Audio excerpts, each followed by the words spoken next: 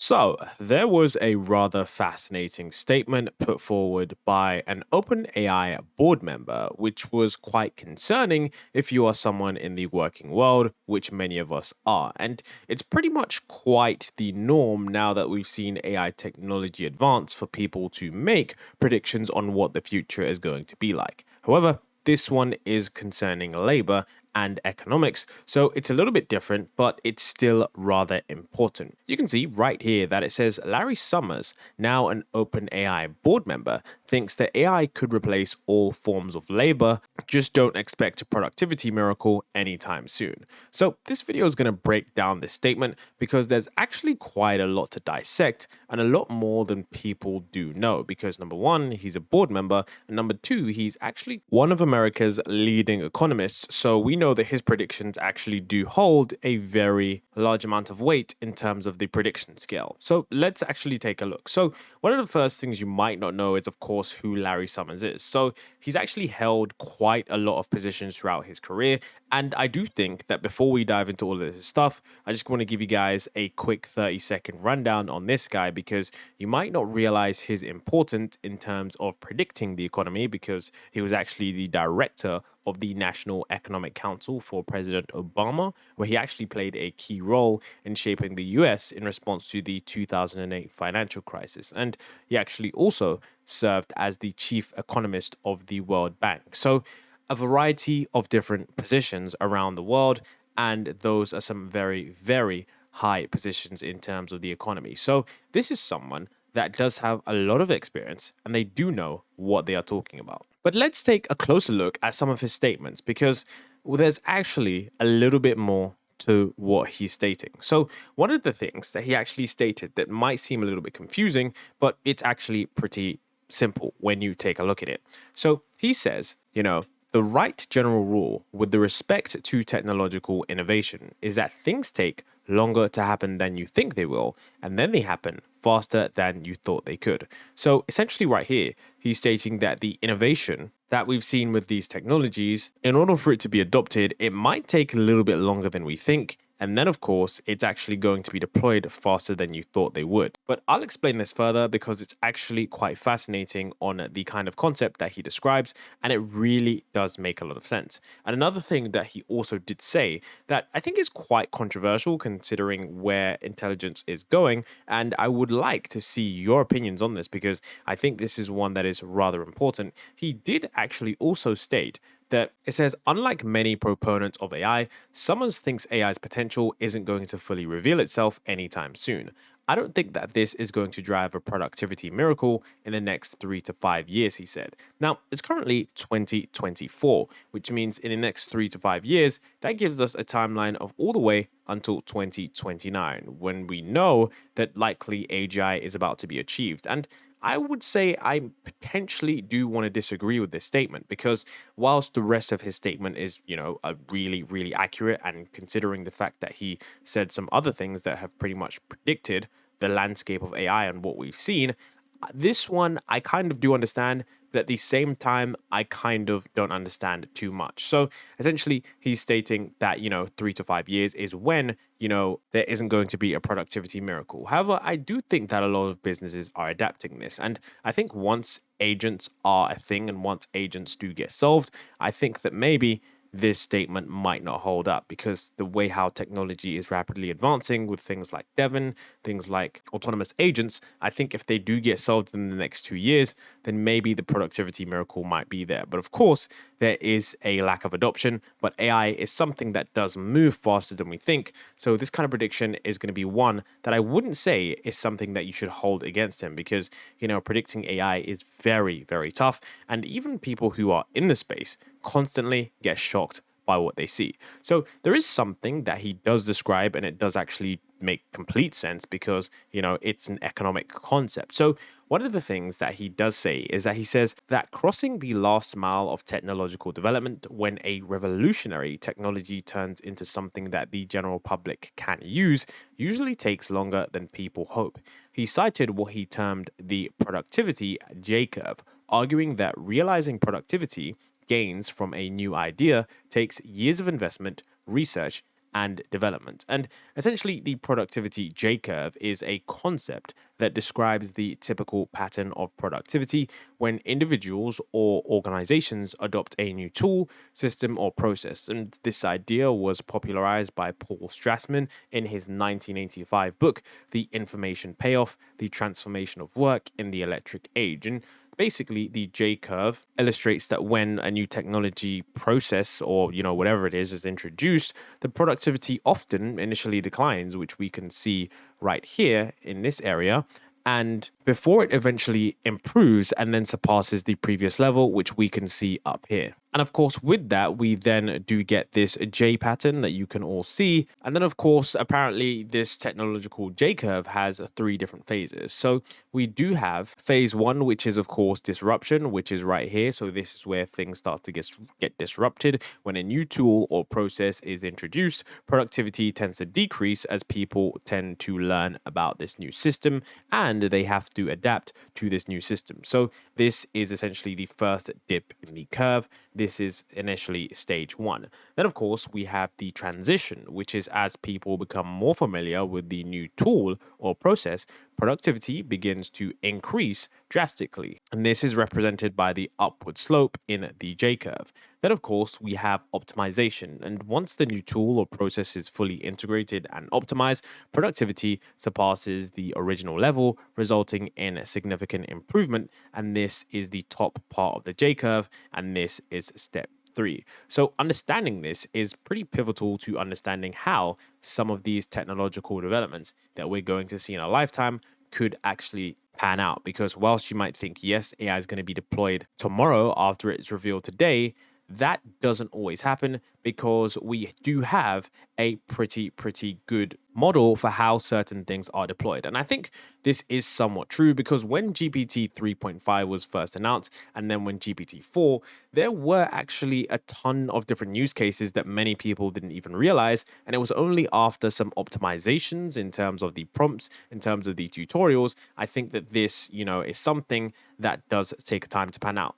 The only thing that I would say, though, is that in order for this to pan out, I would say that this kind of technology does happen a little bit quicker. So this entire J curve cycle that we're seeing here, I think that would happen.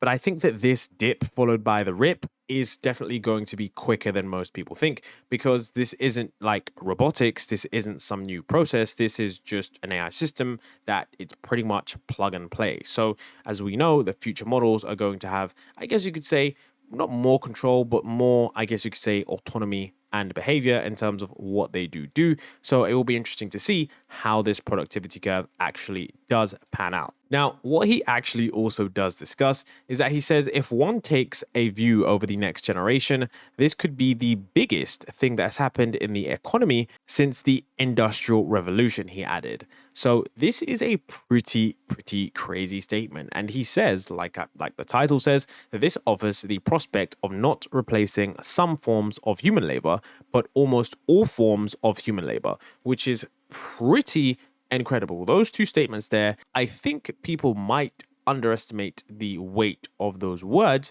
but I think those are some words that I've been, looking at for quite some time because when so many leaders of their industry are continually just stating the same thing, I think it becomes rather ignorant to ignore what kind of economy and what kind of world we're going to be entering, especially from what we've seen so far. And if you don't know why this is so crazy, this is because the Industrial Revolution was a period of significant economic growth that occurred during the late 18th and early 19th centuries, and it actually marked a pivotal epoch in human history, primarily beginning in Britain before spreading to other parts of the world, and it was actually characterized by a shift from agrarian economies to those dominated by machine manufacturing in factories, significantly impacting social, economic, and technological landscapes. And transition actually induced new technologies, improved productivity, and changed the way people lived and worked. And key innovations include the steam engine, mechanized textile production, and developments in iron and steel manufacturing, which collectively transformed transportation and communication. Which is why, if he's stating that this is going to be the biggest thing since the Industrial Revolution, I mean, we haven't had something since then that has been that pivotal, apart from pretty much the internet, which means that AI is going to be a sheer monumental change that most people won't even realize because they haven't been paying attention to videos like this, statements that are being said, reports that are being released, and discussions that are being had across the world because they aren't making national headlines. And the reason why I'm discussing the Industrial Revolution is because number one, he spoke about it, but number two, it's actually really important in terms of AI because, the Industrial Revolution is actually pretty important when discussing AI for several reasons. And the first one is, just as the, Industrial Revolution marked the shift from manual labor to mechanization in various industries, AI actually represents a contemporary shift towards automation and intelligence-based labor. And AI technologies are actually going to automate cognitive tasks that were once thought to only require human intelligence, which actually redefines job roles and industry practices, which means the paradigm shift that's coming is one that, even the smartest people in the economy might not be prepared for.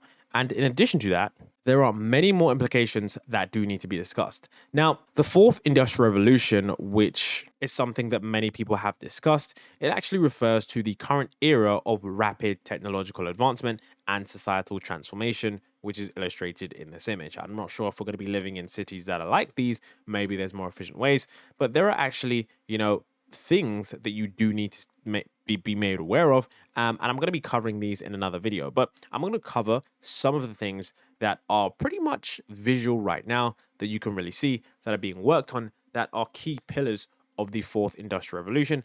And I do think that we are in one of the most interesting times. So one of the first ones that, of course, you know about is artificial intelligence. Now, I've only put these systems here because I believe that they're the most recognizable systems, but artificial intelligence actually does cover a variety of different softwares. I mean, we've got full self-driving, we've got end-to-end neural nets in robots, and AI, it covers so many different things. I mean, those were just a few things that I can rattle off the top of my head, but large language models are just a subsection of that.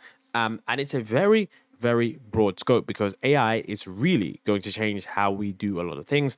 And like I said before, I think a lot of people are only starting to see the glimpse of what is possible with AI. And funny thing is that this is obviously quite an old image because we have Bard and we also do have Pi, and two of these actually no longer exist. So it will be interesting to see what companies do exist at the end of this industrial revolution. Maybe it's just going to be one, maybe it's going to be more than that, but it will be fascinating to see. Now, there are other parts of the fourth industrial revolution. For example, we do have VR/AR. And I think that this is one of the things that I'm truly excited for because, for example, you can see here that this is Medvid AR, an augmented reality company, and it says combining AR with tractography in real time. Surgical AR helps to elevate precision in brain tumor removal while preserving crucial brain functions. Our latest case showcases the transformative potential for neurosurgery, enhancing safety and efficacy. So you can see here, essentially, augmented reality is where you have, it's not like virtual reality, but we have the standard reality. And then on top of that, we put some graphics, some 3D stuff, or we put, like a web application over it where you can interact with the technology and in the real world. It's basically merging digital and physical, not like completely virtual. And it's really good for real world applications like this, where you do need to see a little bit more detail than what we are currently seeing. And this isn't just some sci-fi, nonsense. This is a real company that actually does have real applications and is going to be rolling this out sometime in the future. And there are a lot more applications for, augmented reality. I'm not sure if some people did play Pokemon Go, but those were some of the early iterations of that in terms of the entertainment space. And I think this is going to be really fascinating because we've already seen a lot of AI devices come in, like Humane's AI Pin and Rabbit's device. And I think in the future, when we have a situation where you can have an AI device, tell you exactly what's going on in your area, exactly what that is, if there's a danger, if you should run, if there's something that you should know, if you should go here. I think it's going to be pretty much the norm as we become not cyborgs, but, largely augmented. Now, another thing that we do have in the fourth industrial revolution is we do have healthcare in AI. This is essentially something that you should definitely be paying attention to because there is a radical change coming to healthcare in the fourth industrial revolution that many people aren't really paying attention to. And essentially, healthcare is going to be changed due to AI and due to the way how things are going to be connected. So, what we're looking at here is NVIDIA's recent announcement to essentially automate healthcare. And I think this is good because healthcare, even in some of the most developed nations, actually doesn't do well. It's expensive for some people, especially in the UK. The traditional systems, the public systems, can be quite slow since many people are overworked and, unfortunately, understaffed. So, this is a system that seeks to utilize generative models in order to provide healthcare that you are able to access pretty much 24/7. So, take a look. Hi, Sarah. I'm Rachel, your AI care manager. How are you doing after your appendectomy? I'm good. I'm glad to be home with my dog, Dennis. It's great to hear that you're back home with Dennis. I noticed that Dr. Chang has prescribed you some antibiotics, specifically ciprofloxacin and metronidazole, due to your ruptured appendix. Were you able to get these medications? I was. I did forget to mention to the doctor that I am allergic to penicillin. Is it still okay to take the medications? Great question. The antibiotics you've been prescribed, ciprofloxacin and metronidazole, don't contain penicillin. So it's perfectly safe for you to take them. Can you begin taking them today? Yeah, I certainly can. Do you have any tips for faster recovery? Given that you have diabetes, keeping your blood sugar levels in check will be beneficial for your wound healing. Your hemoglobin A1C was at a healthy level of 5.5, but your glucometer readings from yesterday were a bit on the high side. So keep taking your metformin and try to steer clear of foods high in carbs. How does that sound to you? I think I'll be able to avoid the carbs for the week. I need to go right now, but it was great talking to you. I'm glad we had this talk. I'll pass along your progress to Dr. Chang. Goodbye. Goodbye. So, something like this sort of disruption, I think it's pretty healthy considering the previous concerns that I've already spoken about. And I think it's going to be fascinating to see how this is rolled out. I know for some people, they are really nervous with healthcare. So I think it would be, great for some people who are nervous to go into the doctors. I know that so many people have anxiety when trying to talk to a doctor. So being able to talk to an AI doctor that knows your entire history through a maybe 10 million, token context length that's able to look at every single health issue and then, of course, not forget anything and come up with a comprehensive health report. I mean, this is going to be something that is going to be scaled to the masses, I think, in the near future. And I truly can't wait for this kind of system because this is the kind of technology that genuinely just benefits everyone. And it's the kind of thing that we should be hoping for. Now, there's also something else that we are, been preparing for and something that we've been taking a look at. And that is, of course, robotics. Now, robotics in the fourth industrial revolution will play a huge part because the robots will be doing a lot of tasks that mainly humans don't want to do. Now, this could involve some manual labor tasks, but right now it's quite unsure because robots seemingly haven't overcome Moravec's paradox, where, things that are easy for humans are pretty hard for these guys. So, I mean, I think in the future, it's going to be fascinating to see where robotics heads because whilst, yes, the future does seem like tradesmen are never going to be replaced by robotics anytime soon, you can really never say never if that's one thing I've learned from being in the AI space because it can truly shock anyone, even the most eagle-eyed people who watch the space like a hawk. So I think, yes, whilst these robots can be doing the washing up, they can be doing things around the house, I think they're definitely going to be working in factories and potentially in some stores to do quite a lot of things because it seems as if once these things get so good, and of course, due to economies of scale, very cheap, that we could just truly have a entirely different economy, one that isn't basically based around the labor of humans, but rather a different kind of value. Now, something that he also states. So another thing that he actually does talk about is EQ and of course IQ. Now, essentially you can think of IQ as your brain's raw processing power. This is how you measure your cognitive abilities like reasoning, problem solving, logic, memory, and knowledge acquisition. And of course, like I said before, just think of it as your brain's raw processing power. Now, of course, you have EQ, which is emotional intelligence. And essentially, this just measures your ability to understand, use, and manage your own emotions, as well as recognize and respond effectively to the emotions of others. And this is actually about self awareness and empathy. And there is going to be a shift towards valuing EQ more because, of course, automation and the changing workplace actually means that the cognitive abilities you do have aren't going to be valued as much if they're as easily automatable by AI. So, as AI takes over more routine cognitive tasks, it's the uniquely human skills that become more valuable. EQ centric abilities like communication, teamwork, adaptability, and leadership are harder for machines to replicate. So, success in a complex world where you are trying to navigate interpersonal relationships, build trust, influence others, and manage conflicts all actually rely heavily on your emotional intelligence. And these skills are actually pretty much essential in almost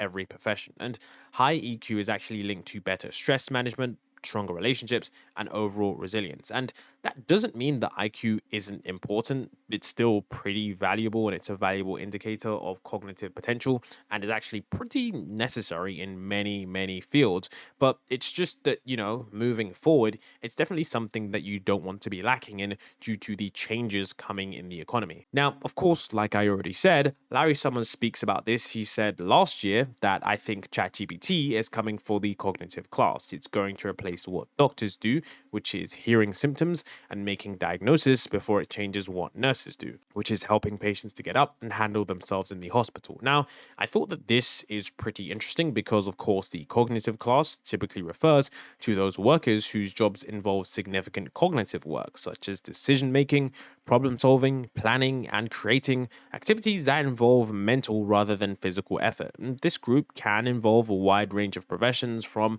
software developers with Devon, engineers and scientists to writers, lawyers, and financial analysts. And when someone says that, AI is going to wipe out the cognitive class, he's pretty much expressing a concern that AI and automation technologies are becoming advanced enough to perform tasks that previously actually just required human intelligence. And this concern suggests that many jobs currently performed by humans, especially those that involve complex cognitive skills, could potentially be automated, leading to significant changes in the workforce, which of course could lead to job displacement for those who are in those. And of course, it can be cost effectively automated by AI systems. Now, he actually does talk about this. Here's the thing I'm seeing more and more. I think it's coming for the cognitive class. ChatGPT is going to replace what doctors do, hearing symptoms and making diagnoses, before it changes what nurses do, helping patients get up and handle themselves in the hospital. It's going to change what traders do going in and out of financial markets before it changes what salespeople do, making relationships with potential clients. It's going to change what authors and editors do before it changes what people in bookstores do. And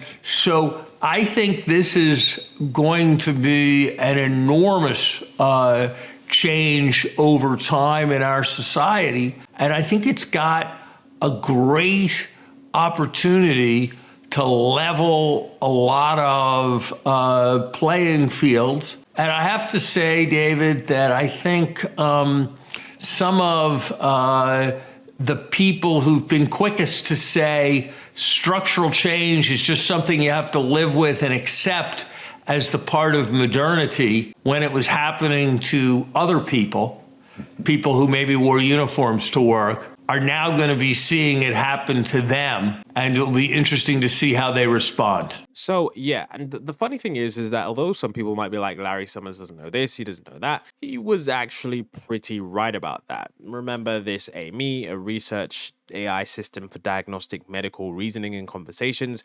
This was something that you can clearly see here. I might include a clip from the video where I broke the entire thing down, but essentially what we had here was the clinician unassisted, clinician assisted by search, clinician assisted by the AI tool, and the AI tool only, which is, you know, if you have the human versus the AI system only, we can see that there was a huge increase in terms of the ability and the accuracy. And I remember even reading some comments. People were like, why on earth are we not using this if clinicians are this good and an AI system is this good? So, I mean, the question still remains, why are we not using it? It's probably due to the, you know, huge list of regulations surrounding new technology, especially in healthcare. But I think we can at least allow these tools to be used as some kind of tool so that at least the clinicians get this stock boost, because there is a, you know, a pretty big difference. And this big difference here could mean the difference between someone getting the right treatment and the wrong treatment. So I do hope that there is some kind of tool that doctors are using pretty differently. Now this statement wasn't the only one that kind of, you know, I guess you could say was imprinted in my mind. There were two small clips that I want to show you that kind of made me like, okay, this is not an issue, but it is something that I am going to be paying a lot more attention to now. And there are two clips, okay? The first one is that this economist is basically saying that this time is different. Whilst people have previously said that, you know, this is just like before, there's going to be new jobs, this economist says that this time is different. And her reasoning makes sense. And I want to show you guys this clip. Now, the clip might not be included in the final video due to maybe copyright. I'm not sure if it's going to get copyrighted or I might have to remove it. But if I do, I'll leave a link to this in the description where you can view the video with this. So it's going to be no problem.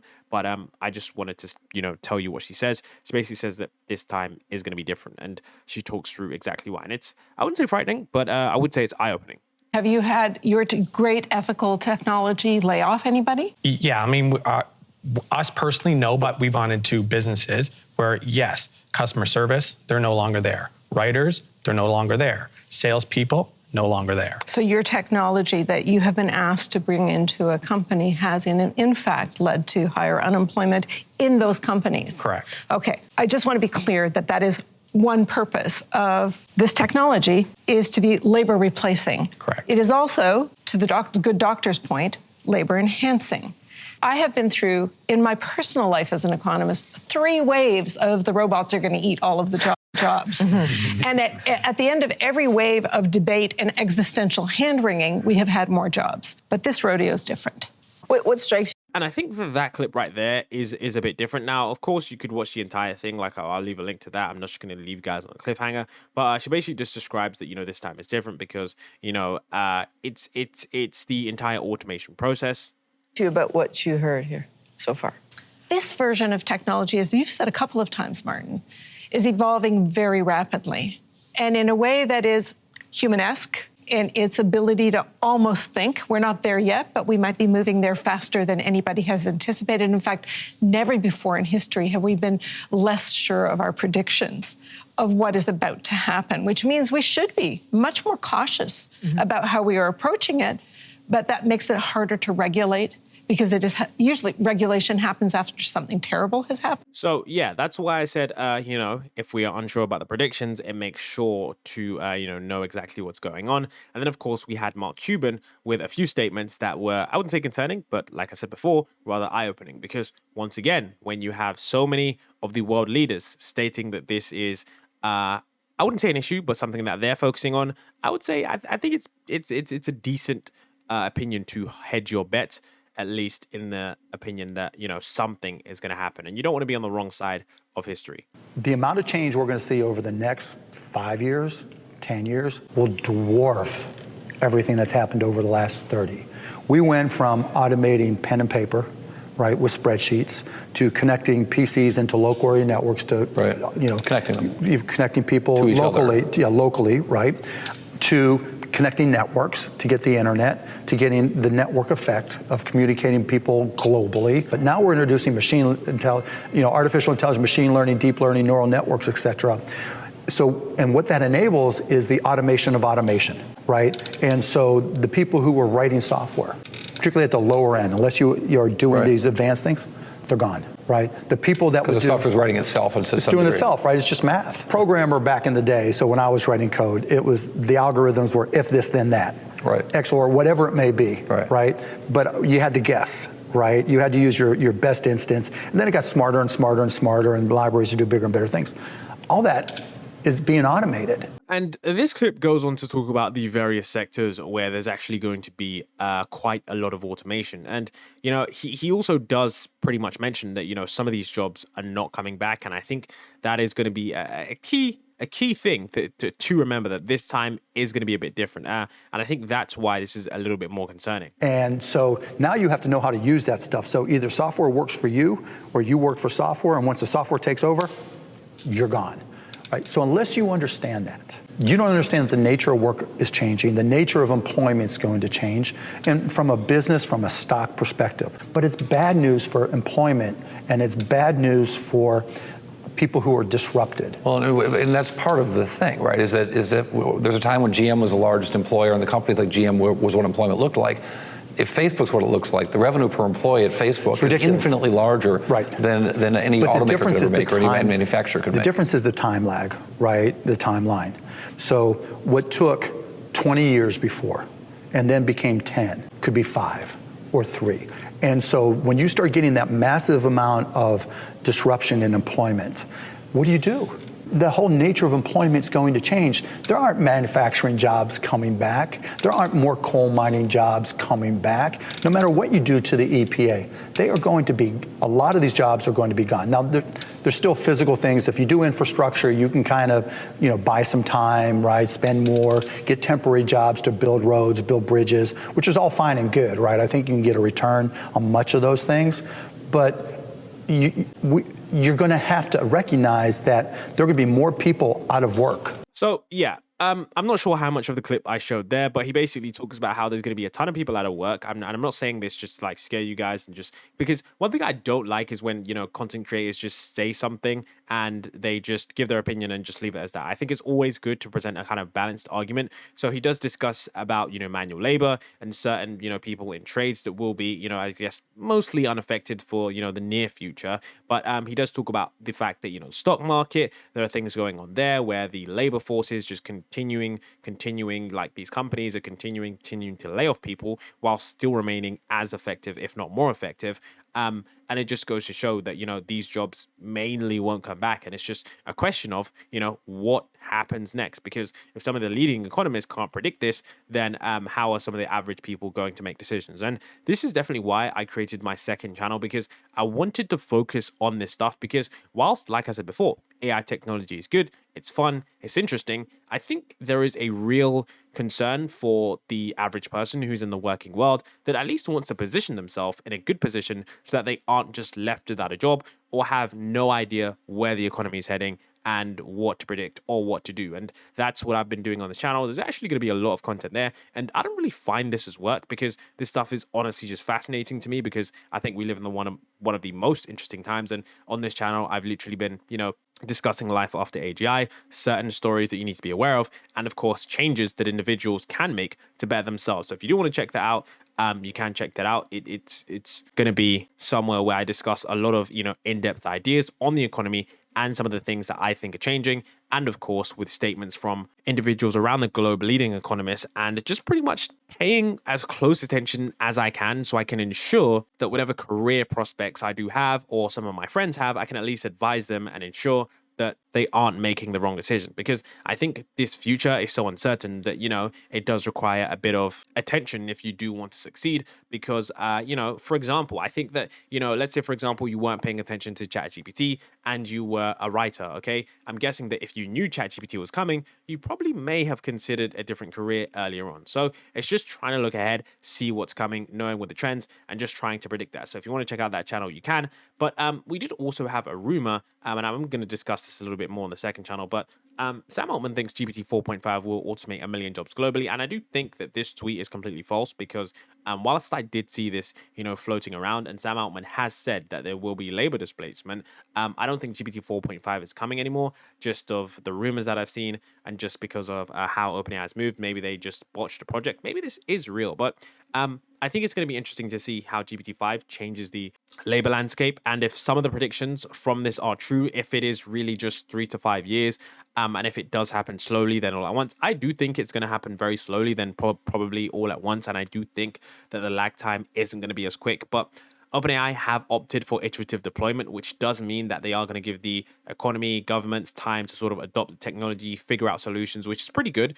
At least they're not just dropping it like a bomb. But I'm just thinking, are other companies going to do the same with the kind of terminal race condition that we do have? So with that being said, let me know what you thought about this. If you enjoy and want, more stuff on the discussion, don't forget to check out the link in the description for this. If these clips didn't play, don't forget to, check out the other links in the description to everything and all the resources. And let me know what you think about Larry Summers and his economic predictions. I think it's always important to take a look at what kind of, the leading economists for the last couple of years have said. And I think the fourth industrial revolution is going to be one that is rather fascinating. So if you did enjoy the video, I'll see you all in the next one.